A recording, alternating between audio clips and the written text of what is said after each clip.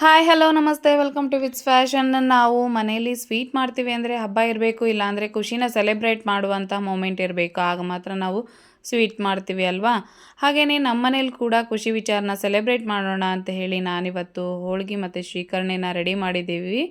ಏನಕ್ಕೆ ಅಂತ ಅಂದರೆ ಧಾರವಾಡದಲ್ಲಿ ಪ್ರತಿ ವರ್ಷದಂತೆ ಹರ್ಷ ಶೋರೂಮಲ್ಲಿ ಹರ್ಷೋತ್ಸವ ನಡೀತಾ ಇತ್ತು ಅಂತ ಹೇಳಿ ನಾವು ಫ್ರೀ ಆಗಿದ್ವಿ ಅಂತ ಹೇಳಿ ಜಸ್ಟ್ ನೋಡ್ಕೊಂಡು ಬರೋಣ ಏನೇನು ಹೊಸ ಐಟಮ್ ಬಂದಿದೆ ಅಂತ ಹೇಳಿ ಶೋರೂಮ್ಗೆ ವಿಸಿಟ್ ಮಾಡಿದ್ವಿ.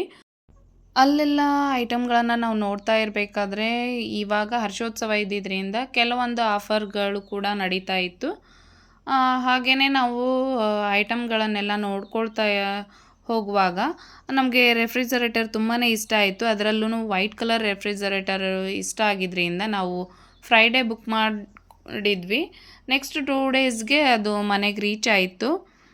ನೋಡಿ ಇದೆ ಅದು ರೆಫ್ರಿಜರೇಟರು, ತುಂಬಾ ಚೆನ್ನಾಗಿದೆ. ನಿಮಗೆ EMI ಪ್ರೊಸೆಸಲ್ಲಿ ಇದಕ್ಕೆ ಪೇ ಮಾಡೋ ಆಪ್ಷನ್ಸ್ ಕೂಡ ಇರುತ್ತೆ. ಹರ್ಷೋತ್ಸವ ಇದ್ದಾಗ ಕೆಲವೊಂದಷ್ಟು ಆಫರ್ಗಳು ಕೂಡ ಇರುತ್ತೆ. ನೀವು ಕೂಡ ಆ ಟೈಮಲ್ಲಿ ಪರ್ಚೇಸ್ನ ಮಾಡ್ಕೊಳ್ಬಹುದು.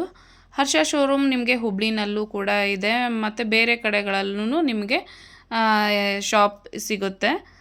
ನೋಡಿ ಈ ರೀತಿಯಾಗಿದೆ ಫ್ರಿಜ್ಜು. ನಾವು ಅದಕ್ಕೆ ಒಂದು ಪ್ಲೇಸ್ನ ಫಿಕ್ಸ್ ಮಾಡಬೇಕು, ಅಲ್ಲಿವರೆಗೂ ಇಲ್ಲಿ ಇರಲಿ ಅಂತ ಹೇಳಿ ಇವಾಗ ಇಟ್ಟಿದ್ದೀವಿ. ತುಂಬಾ ಚೆನ್ನಾಗಿದೆ. ನಾನು ಆಲ್ಮೋಸ್ಟ್ ಅಲ್ಲೂ ಮಾಡಿರೋಂಥ ಅಡುಗೆಗಳನ್ನು ಯಾವುದನ್ನು ನಾನು ಫ್ರಿಜ್ಜಲ್ಲಿ ಸ್ಟೋರ್ ಮಾಡಿಡೋದಕ್ಕೆ ಇಷ್ಟಪಡೋದಿಲ್ಲ. ಜಾಸ್ತಿ ಅಂದರೆ ನಾನು ಡ್ರೈ ಫ್ರೂಟ್ಸು ಮತ್ತು ಡೈರಿ ಪ್ರಾಡಕ್ಟ್ಸ್ ಏನಿದ್ದಾವೆ, ಹಾಲು, ಮೊಸರು, ಕೆನೆ ಇಂಥದ್ದನ್ನು ಸ್ಟೋರ್ ಮಾಡಿ ಇಡ್ತೀನಿ ಅಷ್ಟೇ. ಕೆಲವೊಂದಷ್ಟು ವೆಜಿಟೇಬಲ್ಸ್ಗಳನ್ನು ಫ್ರಿಜ್ಜಲ್ಲಿ ಇಡ್ತೀನಿ, ಕೆಲವೊಂದಷ್ಟನ್ನು ಹೊರಗಡೆನೇ ಇಟ್ಟಿರ್ತೀನಿ. ಸೊಪ್ಪು ಮತ್ತು ತರಕಾರಿಗಳನ್ನು ಆದಷ್ಟು ನೀವು ಯಾವಾಗ ಬೇಕೋ ಆವಾಗ ಯೂಸ್ ಆಗುವಷ್ಟು ಮಾತ್ರ ತೊಗೊಂಡು ಬಂದು ಯೂಸ್ ಮಾಡಿ. ಮನೆ ತುಂಬ ದೂರ ಇದ್ದರೆ ಜಾಸ್ತಿ ಕ್ವಾಂಟಿಟಿಯಲ್ಲಿ ನೀವು ತೊಗೊಂಡು ಬರ್ಬೋದು. ರೈಟ್ ಸೈಡಲ್ಲಿ ಇರುವಂಥದ್ದು ಫ್ರೀಝರ್, ಅದು ಲೆಫ್ಟ್ ಸೈಡಲ್ಲಿ ಇರುವಂಥ ಕಂಪಾರ್ಟ್ಮೆಂಟು ಫ್ರಿಜ್ಜಾಗಿ ನೀವು ಯೂಸ್ ಮಾಡ್ಕೊಳ್ಬಹುದು. ನಮಗೆ ಜಾಸ್ತಿ ಮೆಂಬರ್ಸ್ ಇದ್ದೀವಿ, ಫ್ರಿಜ್ ನಮಗೆ ಜಾಸ್ತಿ ಯೂಸ್ ಆಗುತ್ತೆ ಅನ್ನೋ ಹಾಗಿದ್ರೆ ನೀವು ಫ್ರೀಝರ್ನ ಫ್ರಿಜ್ಜಾಗಿ ಕೂಡ ಕನ್ವರ್ಟ್ ಮಾಡ್ಕೊಳ್ಳೋ ಅಂಥ ಆಪ್ಷನ್ ಕೂಡ ಇದೆ. ನೋಡಿ ತುಂಬಾ ಸ್ಪೇಸಿಯಸ್ ಆಗಿದೆ. ಐಸ್ ಮೇಕರ್ನ ನೀವು ಸೈಡ್ ಡೋರಲ್ಲಿ ನೋಡಬಹುದು. ನೀವು ಈಸಿಯಾಗಿ ಐಸ್ ಕ್ಯೂಬ್ಗಳನ್ನು ನೀವು ರಿಮೂವ್ ಮಾಡ್ಕೊಳ್ಬಹುದು. ಐಟಮ್ಗಳಂತೂ ತುಂಬಾ ನೀವು ಇಟ್ಕೊಳ್ಬಹುದು. ನಾನು ಕೆಲವೊಂದಷ್ಟು ಸೂಜಿ ರವೆ ಅಥವಾ ಈ ಗಸಗಸೆ ಹೊರಗಡೆ ಇಟ್ಟರೆ ಹುಳ ಆಗಿಬಿಡುತ್ತೆ ಅಲ್ವಾ, ಇಂಥದ್ದನ್ನು ನಾನು ಸ್ಟೋರ್ ಮಾಡಿ ಇಡ್ತೀನಿ. ಅಲ್ಲದೆ ನಾನು ಹೋಮ್ ಬೇಕರ್ ಆಗಿರೋದ್ರಿಂದ ಕೆಲವೊಂದಷ್ಟು ವಿಪ್ ಕ್ರೀಮು ಹಾಗೆಯೇ ಚಾಕ್ಲೇಟ್ಗಳನ್ನು ನಾನು ಇದರಲ್ಲಿ ಸ್ಟೋರ್ ಮಾಡಿ ಇಟ್ಕೊಳ್ತೀನಿ. ನೋಡಿ ಈ ರೀತಿ ಸ್ಪೇಸಿಯಸ್ ಆಗಿ ಆ ಡೋರಲ್ಲಿ ಕೂಡ ನೀವು ತುಂಬಾ ಸ್ಟೋರ್ ಮಾಡಿ ಇಟ್ಕೊಳ್ಳೋವಂಥ ಆಪ್ಷನ್ ಕೂಡ ಇದರಲ್ಲಿದೆ. ಹಾಗೆಯೇ ಇದು ಎಗ್ ಟ್ರೇ, ನೀವು ಇದರಲ್ಲಿ ಎಗ್ ಕೂಡ ಸ್ಟೋರ್ ಮಾಡಿ ಇಟ್ಕೊಳ್ಬಹುದು. ನಾನು ಆದಷ್ಟು ಎಗ್ನ ಹೊರಗಡೆನೇ ಸ್ಟೋರ್ ಮಾಡಿ ಇಟ್ಕೊಳ್ತೀನಿ, ಇದರಲ್ಲಿ ಇಡೋದಿಲ್ಲ. ಓಕೆ, ಇದು 1 ಬಂದ್ರೆ ಹೈ ಕೂಲಿಂಗ್ ರೀ, 7 ಬಂದ್ರೆ ಲೋ ಕೂಲಿಂಗ್ ರೀ. 7 ಥಂಡಿಯಾಗಿ ಯೂಸ್ ಆಗುತ್ತೆ. Rainy season 6, ಸಮ್ಮರಲ್ಲಿ 5. ಓಕೆ ರೀ ಮ್ಯಾಮ್. 4, 3, 2, 1 ಇಟ್ಕೊಂಡ್ರೆ ಜಾಸ್ತಿ ಕೂಲಿಂಗ್ ಆಗೋ ಚಾನ್ಸಸ್ ಇರ್ತದೆ. ಆದಷ್ಟು ಏನಿದೆಲ್ಲ ಲೋ ಕೂಲಿಂಗ್ ಇಟ್ಕೊಂಡು ಯೂಸ್ ಮಾಡಿ. 6 ಡಿಗ್ರಿ ಇಟ್ಕೊಂಡ್ರೆ ನಾರ್ಮಲ್ ಟೆಂಪ್ರೇಚರ್ ಇರುತ್ತೆ. ಇದು ಫ್ರೀಝರ್ ಅದು ಈ ಕಡೆ ಬಾಜುದ್ದು. ಇದು -23 ಹೋದರೆ ಹೈ ಕೂಲಿಂಗ್ ಇರುತ್ತೆ. 15 ಬಂದರೆ ಲೋ ಕೂಲಿಂಗ್ ಇರುತ್ತೆ. 15 ಕೋಲ್ಡ್ ಕ್ಲೈಮೇಟಲ್ಲಿ ಯೂಸ್ ಆಗುತ್ತೆ. ರೈನಿ ಸೀಸನ್ 17 ಯೂಸ್ ಆಗುತ್ತೆ. ಸಮ್ಮರಲ್ಲಿ 19 ಯೂಸ್ ಆಗುತ್ತೆ.